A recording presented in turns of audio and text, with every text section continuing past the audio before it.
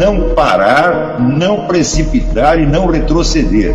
Então dizer para esse cara, sabe quando nós vamos parar? Nunca. Nunca na sua porca vida. Né?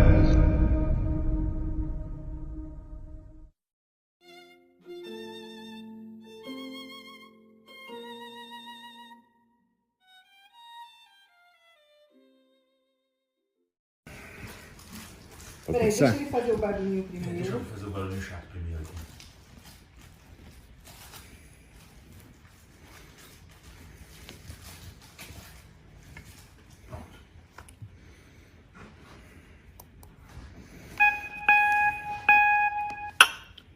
Alô, pessoal.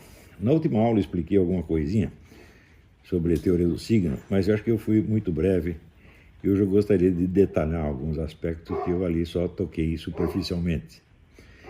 O primeiro é o seguinte: na teoria do signo nós sabemos que existe a distinção entre o signo, o significado e o referente. O signo é evidentemente um elemento visual ou acústico, né, que serve para substituir no seu pensamento, substituir e indicar algum significado. O significado é um conjunto de outros signos, em geral palavras, que explicam a intenção com que o signo foi usado, né?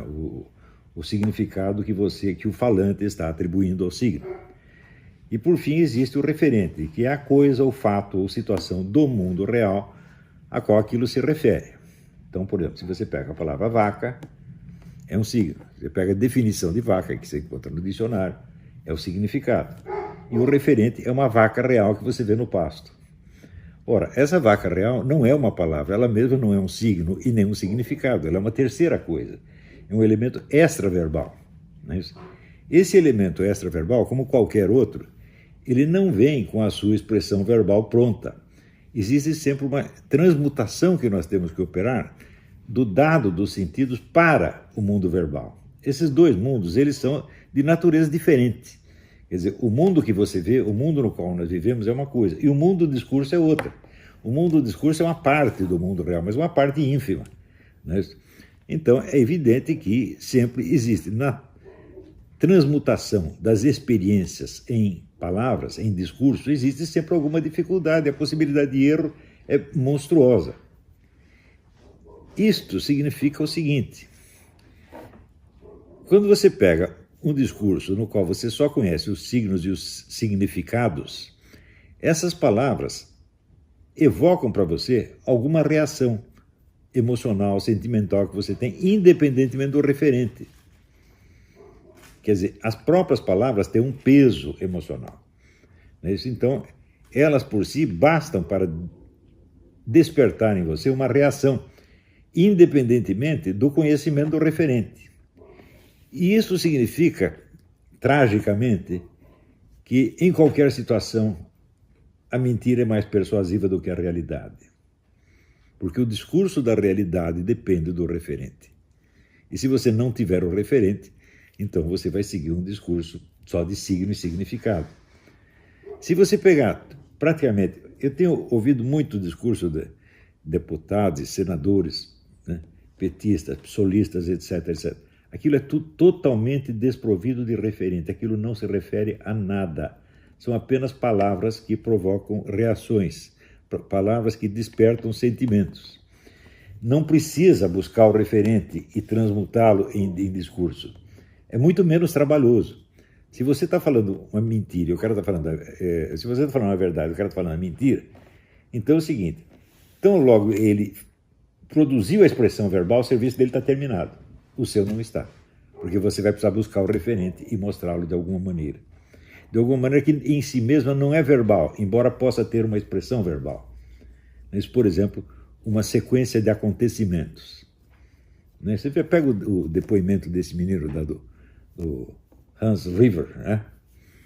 Então, o que ele estava dizendo foi, ele fez uma descrição do trabalho que ele realizou naquela firma. Ora, esse trabalho em si não é uma coisa verbal apenas, é uma série de gestos físicos que ele estava lá fazendo com as maquininhas. Então, isto não se transmuta em verbo automaticamente. Então, você precisa complementar o discurso dele com a exposição dos fatos e atos reais. E isso é sempre um problema. Por quê? Porque a transposição dos fatos e coisas para o mundo verbal nunca é perfeita. Agora, a expressão verbal, ela se fecha em si mesma, ela é perfeita. Falou, acabou de falar, está falado. Por exemplo, se você usar, o governo Bolsonaro pagou milícias.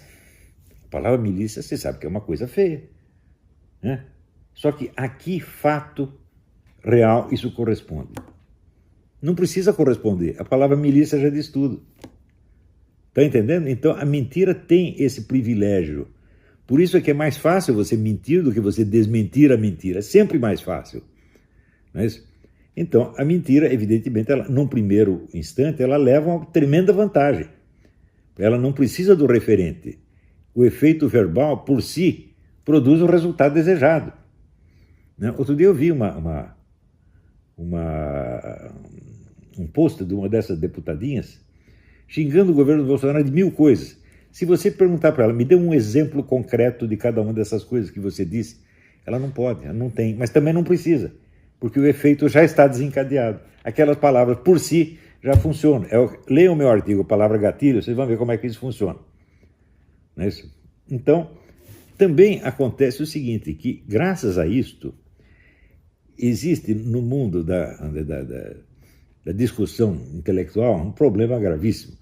Há pessoas que leem, estudam e tudo que elas fazem é comparar textos com textos. Elas não vão para o referente. Um exemplo é o seu Carlos Nogueira. Tudo que ele faz é comparar o texto que ele está lendo com aquilo que ele leu em Santo Tomás de Aquino ou na doutrina da igreja. Ele compara texto com texto. E daí conclui, isso aqui é ortodoxo ou é heterodoxo. Mas acontece o seguinte, uma coisa é ortodoxa ou heterodoxa, ela é correta ou ela é herética, não pela sua fórmula verbal, mas pela referência a algo do mundo externo. Mas acontece que na cabeça de um sujeito como Nogueira, que é puramente verbal, não há essa referência. Ele não é capaz de descrever um único fato do mundo real. Ele só se move no mundo dos textos, só se move no mundo do discurso. E é evidente que para ele mesmo isso é enormemente persuasivo, né? Então, por exemplo, um dia eu usei a expressão, né, odeio religião. Né? Daí ele disse, tá vendo? Ele tem que pedir desculpa por isso, antes de odiar a religião. Tá, é claro que... Qual é o referente disso aí? O referente é um conjunto de fenômenos que na sociedade brasileira atual e real levam o nome de religião. Né? E não a religião interpretada no seu sentido idealístico mais perfeito. Então, para o católico, fiel católico, o que é a religião? A religião é, o catolicismo é a religião revelada por nosso Senhor Jesus Cristo. Agora, se eu falo a palavra religião, não neste contexto, não no contexto doutrinal, mas no contexto social, eu estou me referindo a milhares de coisas que levam o nome de religião. E que pretendem ser respeitáveis porque se recobrem desta palavra. Você pode até fazer a religião do Satanás. Aqui nos Estados Unidos não tem. Tem a religião do Satanás, é uma religião oficialmente existente, você tem que respeitar. Tá certo? Então, é aquele... Né? Tinha aquele frade que fazia confraria, né, do repolho, confraria esotérica do repolho místico. Isso aí seria a religião. Né? Então, qualquer pessoa que leia normalmente, isto é, com uma referência de fundo ao referente, entende o que eu estou dizendo. Mas o Carlos Nogueira não entende. Porque para ele só existe signo e significado. Então, se você diz que você odeia a religião, a palavra religião significa substantivamente o fenômeno religião na sua realidade. Vocês estão entendendo? Acontece que no Brasil hoje são milhares de pessoas que leem assim. Vivem num mundo exclusivamente verbal. Não têm a capacidade de examinar o fato, a coisa, e fazer a transmutação. Essa transmutação, vamos dizer, da experiência sensível, real, em palavras, é uma das coisas mais difíceis que existem no mundo. Por que nós admiramos os poetas, os grandes escritores? Porque eles sabem fazer isto. As outras pessoas só sabem expressar em palavras o que já foi expresso em palavras. Eles leem o texto, copiam o texto, adaptam o texto para outra situação, mas não tem aquela, vamos dizer, vivência real da coisa concreta transformada em palavra. Isto é próprio dos poetas, dos grandes escritores, só eles sabem fazer isto. E cá entre nós, eu sou excelente escritor, eu sei fazer isso. Eu sei pegar coisa que todo mundo está vendo e ninguém consegue dizer, e eu consigo dizer. A função do escritor é isso, dizer o que os outros não conseguem dizer. Agora, me mostre uma única coisa do mundo real que esse seu Noguet tem observado e expressado. Não tem nenhuma, só tem texto, comparação de texto com texto.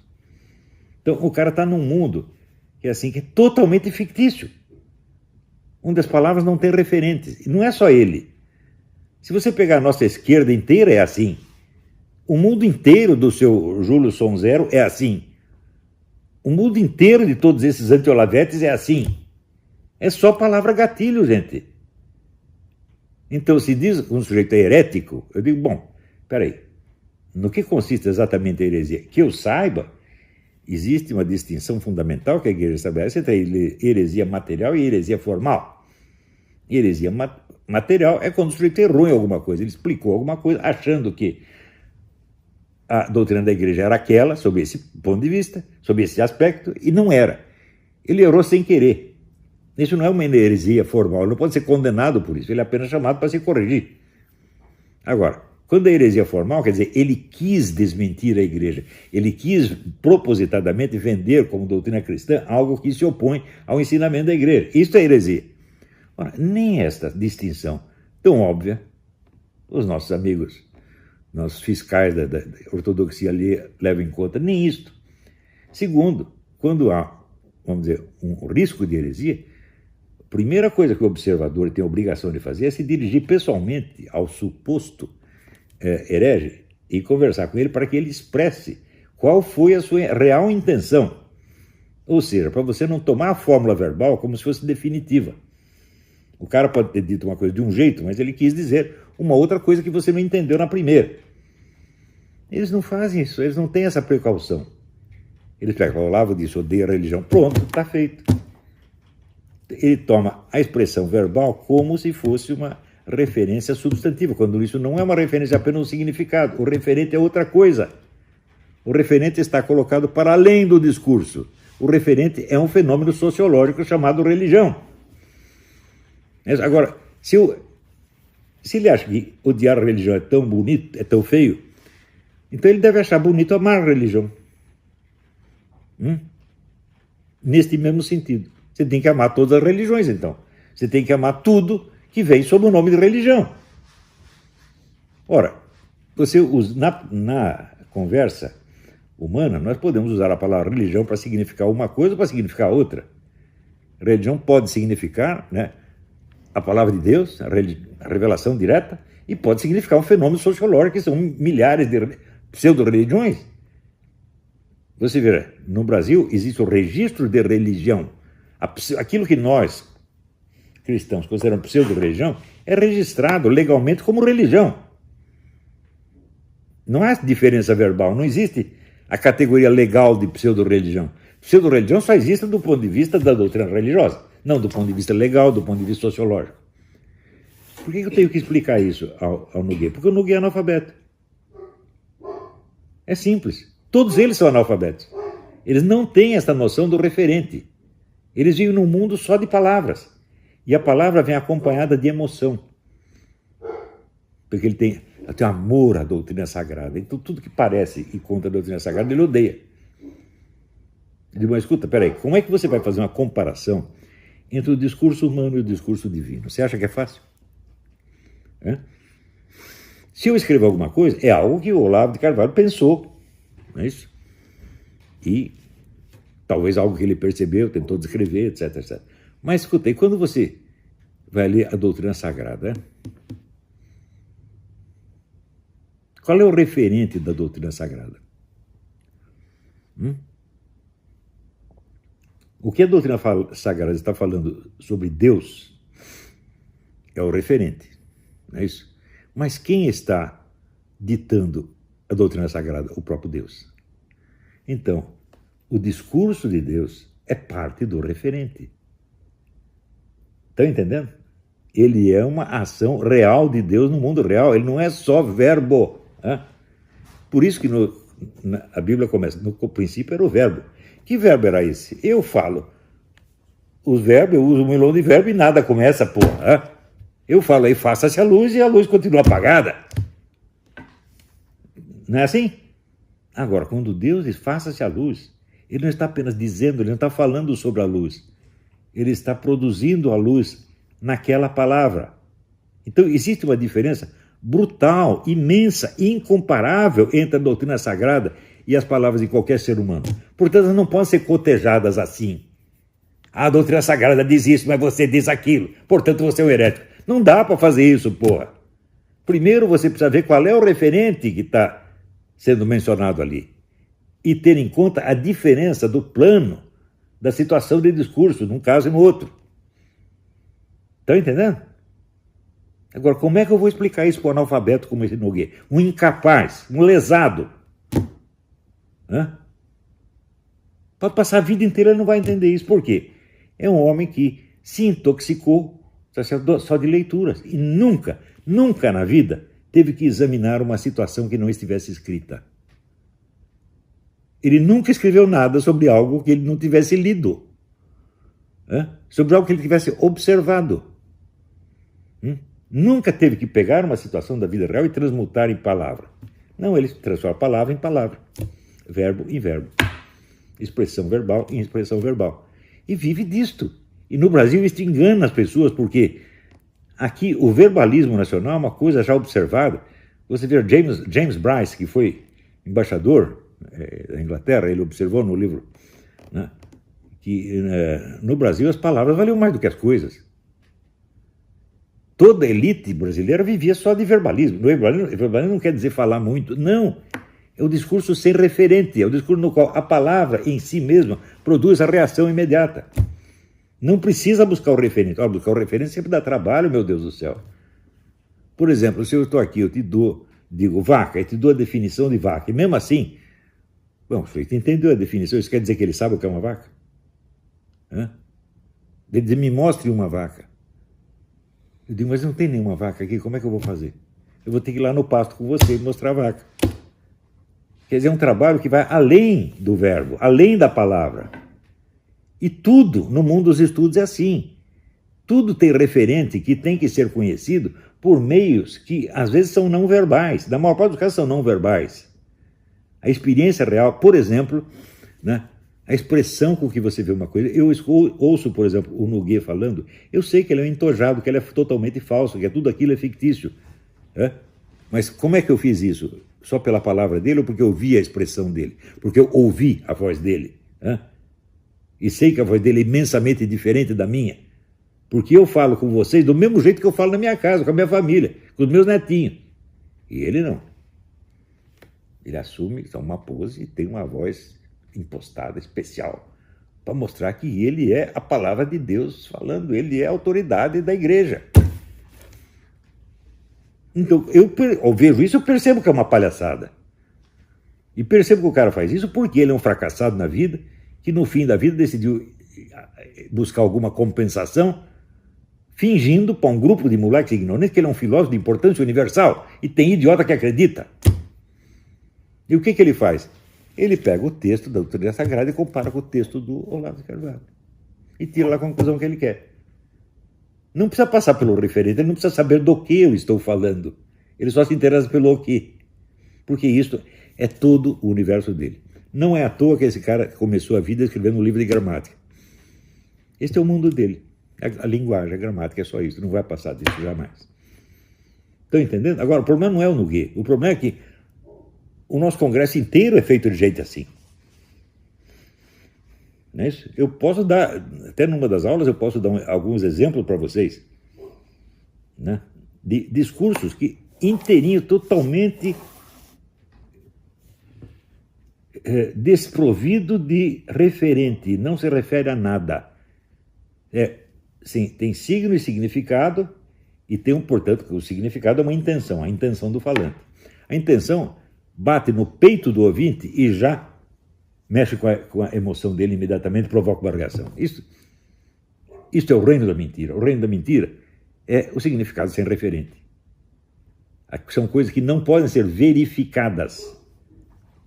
porque o mundo da palavra, o mundo verbal, esgota a função dela. Eu ainda vou fazer mais análise de gente assim, vocês vão ver. Isto é a base, quer dizer, da vigarice. Isso é o fundamento de praticamente toda a vigarice. Por exemplo, esse negócio esse oficial da PM que foi morto lá na Bahia. Ah, tá aqui, o Bolsonaro está envolvido. Qual é a prova? A prova é que o Bolsonaro condecorou o cara em 2005. Eu digo, qual é o referente? Qual é a ligação efetiva do Bolsonaro com a morte do cara? Não tem, não precisa. Porque você falou isso, a suspeita está lançada no ar. E daí vigora aquela máxima do Talleyrand. Calunia, alguma coisa sempre vai acabar grudando. Alguma coisa. Qual coisa? Não interessa, qualquer uma. Quer dizer, de 1 milhão de acusações que faz, 2 ou 3 vão pegar. E as outras? As outras passaram, o pessoal já esqueceu. Então é assim. A técnica que o PT usa contra o Bolsonaro é a mesma que esse canalha desse Nogueira usa contra mim. A mesmíssima. Só verborreia. Eu me lembro que logo depois de ter lido este livro, eu era muito jovem quando li o livro, eu li as memórias de Goethe, tá certo? E Goethe era um sujeito que achava assim, nós temos que cumprir todas as nossas obrigações para com a sociedade, porque nós temos que ser superiores a ela e não inferiores. Se nós consentimos que ela nos marginalize, nos derrube, etc., etc., aí nós somos escravos dela. Tá certo? Então,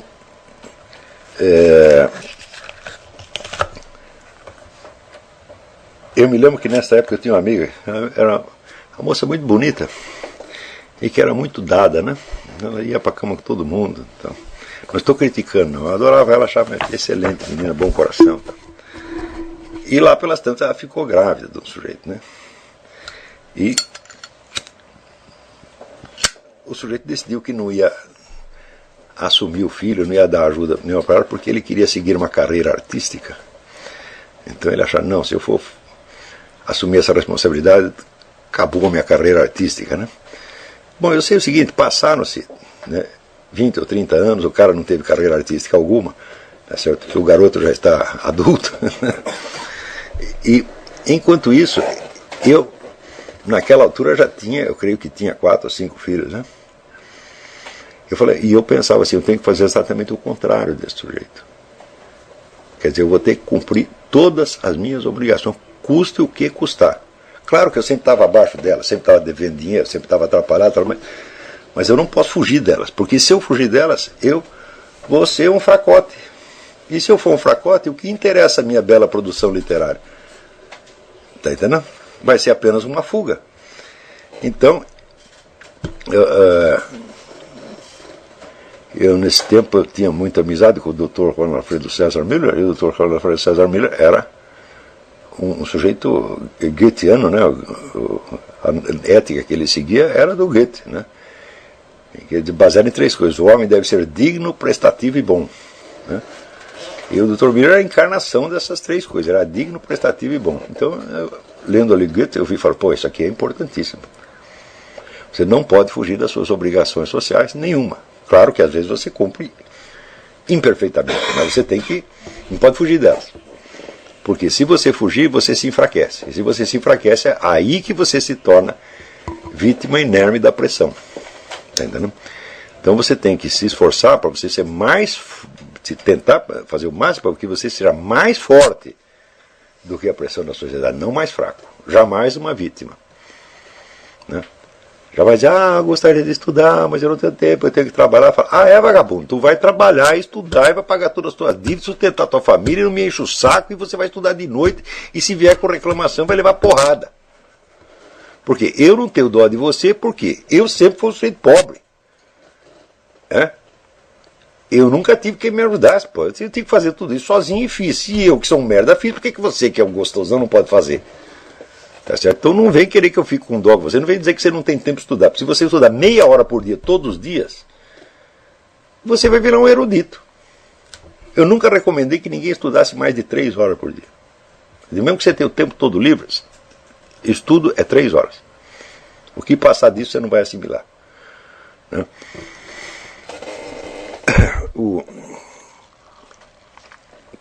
A sua capacidade de assimilação aumentará com o tempo. Quando você tiver 50, 60 anos, daí talvez você consiga ir para 5, 6, 7 horas. Talvez. Antes não. Né? Então não se trata de você estudar muito. Tá certo? Se você tivesse 10 horas livres por dia, quanto você iria aproveitar? Eu sempre me espantei com esse negócio, né, de horário de 8 horas de trabalho.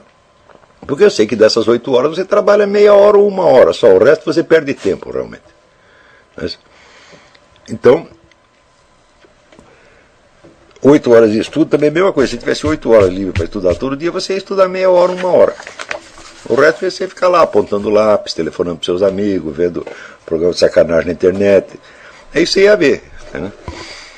Então, assim, você tem meia hora por dia, ótimo, você é um homem afortunado. O canal tranquilo? Então, na nossa comunidade do YouTube a gente sempre deixa alguma postagem juntamente com alguns links de livros para vocês adquirirem, e também deixamos sempre aqui nos comentários e na descrição do vídeo nossas redes sociais. Então se inscreva no canal, siga a gente nas redes sociais e quem puder apoie o nosso canal financeiramente. Temos Pix, Vaquinha, Apoios e temos nossa conta também para quem quiser nos ajudar. Tranquilo? É isso aí. Sempre com Deus, pátria, família e liberdade por um Brasil melhor. Valeu!